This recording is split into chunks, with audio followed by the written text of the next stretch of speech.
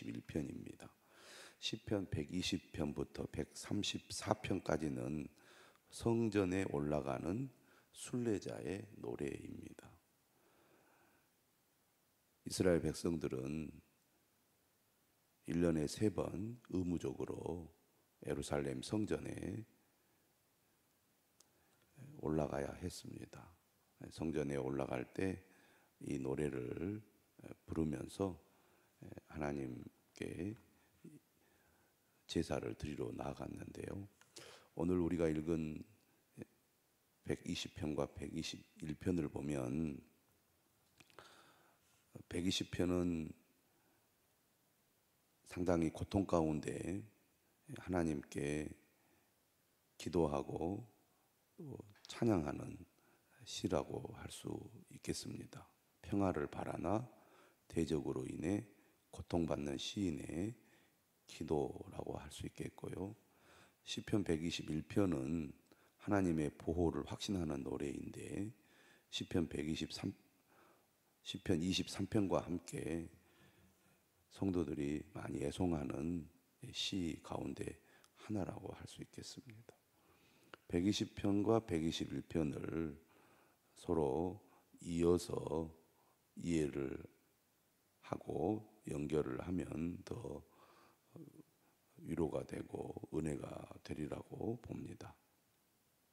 120편 1절이죠. 내가 환난 중에 여호와께 부르짖었더니 내게 응답하셨도다. 주로 우리가 언제 더 간절하게 기도합니까? 환난 중이죠. 평안할 때는 절실하게 기도가 잘 안 되지만 환난을 겪게 되면 저절로 기도가 나오게 됩니다. 인간의 본성인 것 같습니다. 오늘 시인은 내가 환난 중에 여호와께 부르짖었더니 내게 응답하셨도다 이렇게 고백하고 있습니다. 하나님은 우리의 기도를 들으시는 분이시죠. 너는 내게 부르짖으라. 내가 알지 못하는 크고 비밀한 일을 너희에게 보이리라. 이렇게 말씀하고 계시는 분이시고 예수님께서도 구하라, 찾으라, 두드리라 이렇게 우리에게 가르치셨습니다. 하나님은 우리에게 기도를 명하십니다. 우리가 어떻게 살아야 합니까? 어떻게 하나님과 교제합니까? 무엇보다도 기도하는 것이죠. 믿음의 사람들은 날마다 하나님께 나아가 기도해야 할 것입니다. 기도할 때 하나님과 친밀한 관계를 맺게 되고 기도할 때 하나님은 우리의 기도를 반드시 들으시고 응답하시는 분이십니다.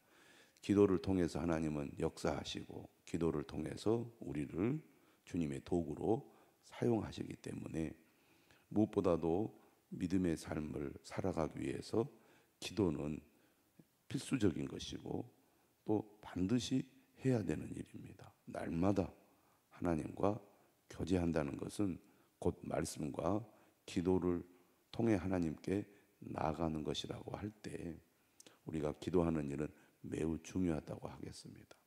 그럼에도 불구하고 우리가 기도를 잘 안 한다는 얘기죠. 그런데 하나님은 때로 우리를 환난 가운데로 인도하셔서 기도하게 만드실 때가 있습니다. 환난 가운데 드리는 기도는 그만큼 절실하고 절박하고 간절할 수밖에 없겠죠. 그런데 오늘 시인은 말합니다. 내가 환난 중에 여호와께 부르짖었더니 내게 응답하셨도다. 간절한 마음으로 하나님께 기도한 결과 이 환난을 벗어나게 해주시는 하나님의 은혜를 경험했다는 것입니다. 오늘 시편 120편을 우리가 어떻게 이해를 해야 될까요? 1절이 결론일까요? 아니면 서론일까요? 어떻게 이해하느냐에 따라서 말씀을 이해하는 결과가 다를 수가 있습니다. 지금 시인은 2절에 거짓된 입술과 속이는 혀에서 내 생명을 건져 주소서 하고 하나님 앞에 부르짖고 있습니다. 그러면 2절 이하의 이 환난을 하나님께서 응답해 주신 것에 대해서 1절이 고백하는 내용인지, 환난 중에 여호와께 부르짖었더니 응답하신 하나님께서 또 2절 이하의 환난을 건져달라고 기도하는 것인지,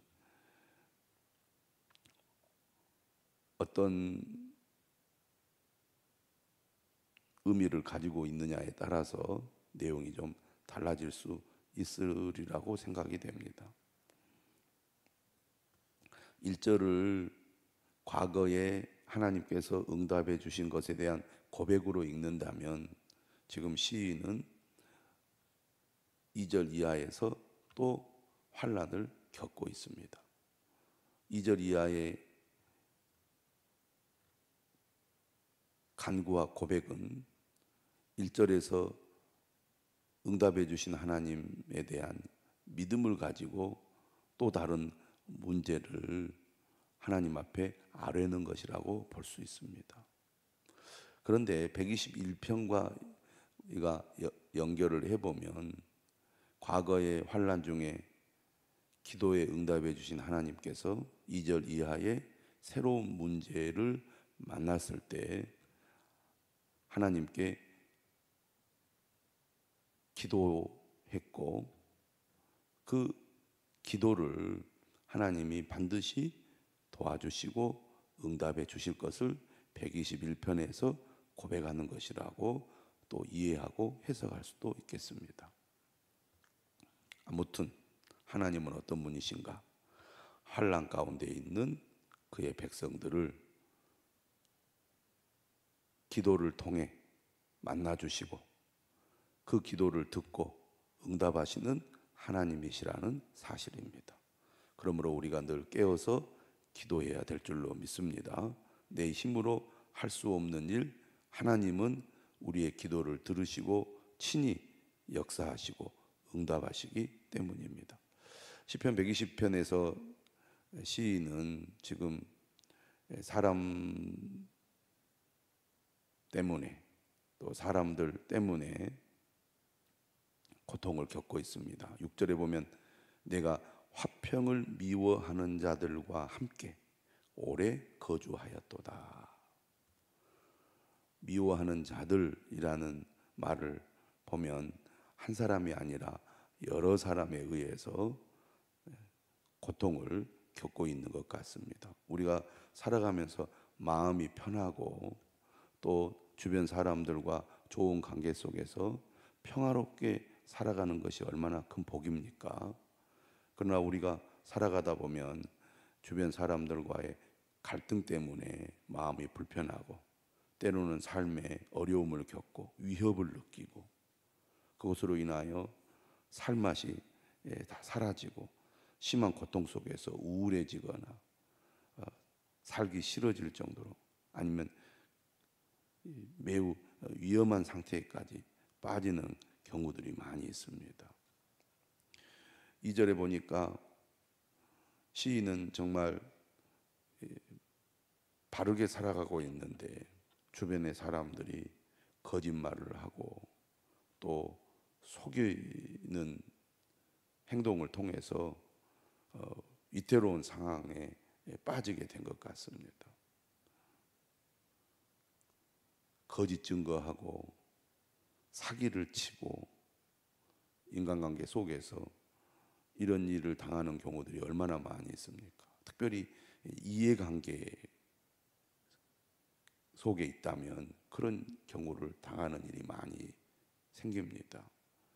철떡같이 믿고 어떤 일을 함께 시작하고 진행했는데 뒤통수를 치거나 아니면 처음부터 나를 속일 작정으로 거짓말로 나를 이렇게 속이면서 접근을 해가지고 자신의 이익을 취하거나 그래서 나를 궁지에 몰아넣고 자신은 이익을 취하여 도망가 버리거나 이런 일들이 많이 있습니다.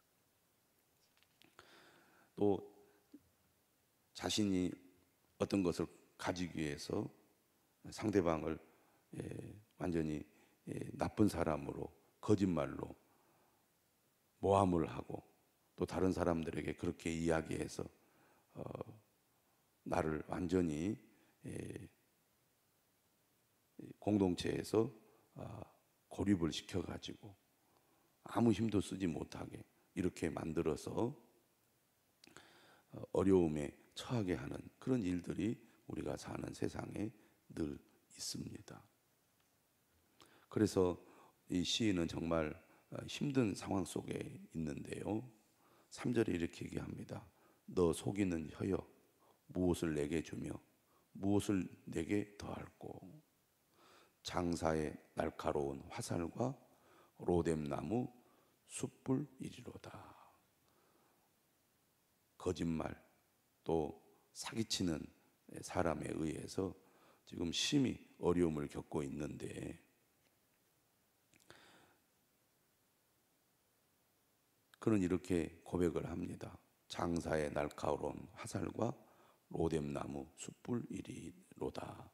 이것은 속이는 사람에게 화살을 쏘고 또 불을 지펴서 그를 태워버리겠다는 건데, 이러한 이 말은 하나님께서 거짓말하고 속이는 자를 심판하실 거라는 그런 고백이라고 할 수가 있겠습니다.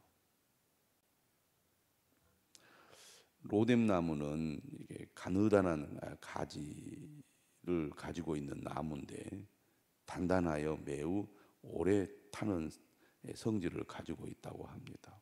또 잎이 많아서 순식간에 불이 붙고 활활 타는 그런 나무라고 합니다.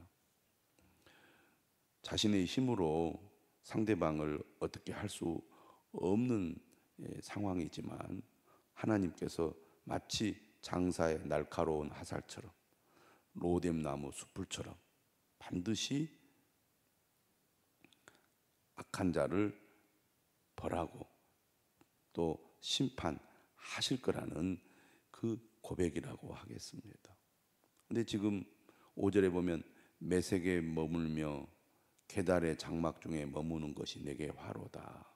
지금 시인은 자신을 괴롭게 하고 또 공격하는 사람 때문에 매우 힘이 든 상태에 있습니다. 매색이라는 지역은 흑해 남서쪽 산지에 있는데요. 지금으로 말하면 튀르키예 지역이죠. 또 게델의 장막이 참 유명한데 게달의 장막, 게달은 이집트와 에돔 지역의 사이를 떠도는 유목민들을 가리킵니다. 이들이 상당히 좀 공격적이었던 것 같습니다. 거짓말로 남을 모함하고 공격하는 사람들, 이런 사람들 때문에 지금 시인은 정직하게 평화를 지키며 사는 것이 쉽지 않은 거죠. 그래서 6절에 말합니다. 내가 화평을 미워하는 자들과 함께 오래 거주하였도다. 늘 갈등을 일으키고 싸우기를 좋아하고 모함하고 또 거짓말하고 또 속이고 이런 사람들 속에 살아가는 것이 얼마나 힘이 들겠습니까? 7절에도 얘기하죠. 나는 화평을 원할지라도 내가 말할 때 그들은 싸우려 하는도다. 평화로운 관계를 원하고 늘 조용한 사람이 막 갈등을 유발하고 막 싸우기를 좋아하는 사람들 속에 견디기가 힘들겠죠. 어떻게 보면 그런 현장에서 살아가는 사람이 하나님께 예배를 드리러 올라갈 때 하나님께서 내 삶에 복을 주셔서 감사합니다. 은혜를 주셔서 감사합니다. 이렇게 올라가는 사람도 있겠지만 지금 무거운 짐을 한가득 이고 가는 사람들도 있었을 것입니다. 하나님, 내가 이렇게 힘든 고통 속에 있습니다. 나를 좀 도와주세요. 하나님밖에 나를 도와주실 분이 없습니다. 내가 과거의 환난 중에 하나님께 부르짖었을 때 하나님 내게 응답해 주셨잖아요. 지금 내가 겪고 있는 이 힘든 문제에 이번에도 하나님 도와주십시오. 이런 심정으로 성전에 올라가는 순례자들도 있었을 것입니다. 여전히 해결되지 않는 문제 때문에 무거운 마음을 가지고 하나님께 나아오는 성도들, 우리는 오늘 120편을 보면서 첫째, 하나님은 우리의 기도를 들으시고 응답하시는 하나님이시다. 이 믿음을 가지고 하나님 앞에 우리의 문제를 아뢰야 될 것입니다.